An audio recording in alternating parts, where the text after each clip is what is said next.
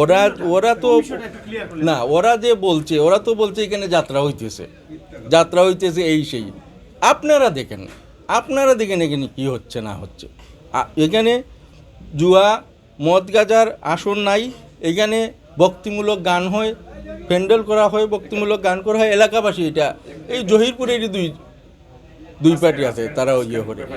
এইখানে যতটা কাফেলা হয় যারাই গান করে তারা আমাদের লোকাল, কেউ করিমপুরের, কেউ শঙ্করপুরের, কেউ জহিরপুরের।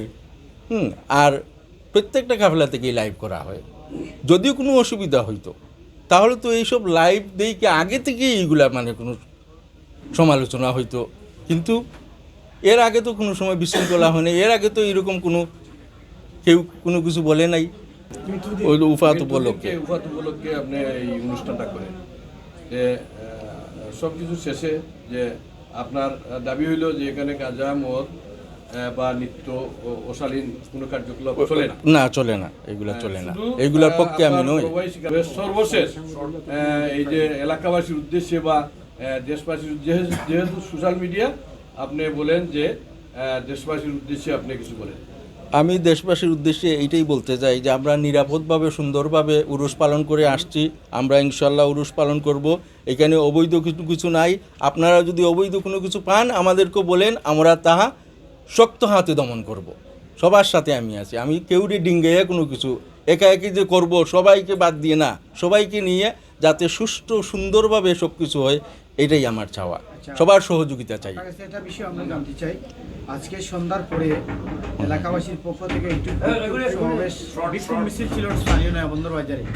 সেই বিক্ষোভ সমাবেশে কাউরাই থেকে কিছু মানুষ যুক্ত হওয়ার পথে আপনার বাড়ির সামনে তারা বিভিন্নভাবে হামলার শিকার হয়েছেন। তারা আমাদেরকে লাইভে বলেছেন অতর্কিত হামলার শিকার হয়েছেন। আপনাদের পক্ষে কেউ কি আহত হয়েছেন বা এই ব্যাপারে আপনার মতামতটা?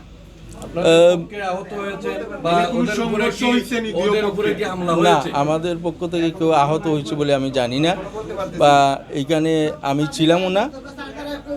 এখানে আমি ছিলাম না। না, আমার জানা সংঘর্ষ হয়েছে বলে আমার জানা নেই। এখানে যারা ছিল তারা বলতে পারবে।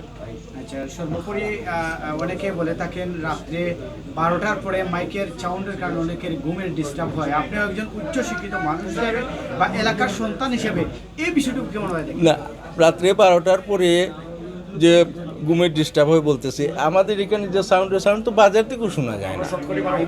আশেপাশের গ্রামের তো কেউ শুনতে পারে না। এইটা তো সাউন্ডটা তো এই জায়গায় থাকে।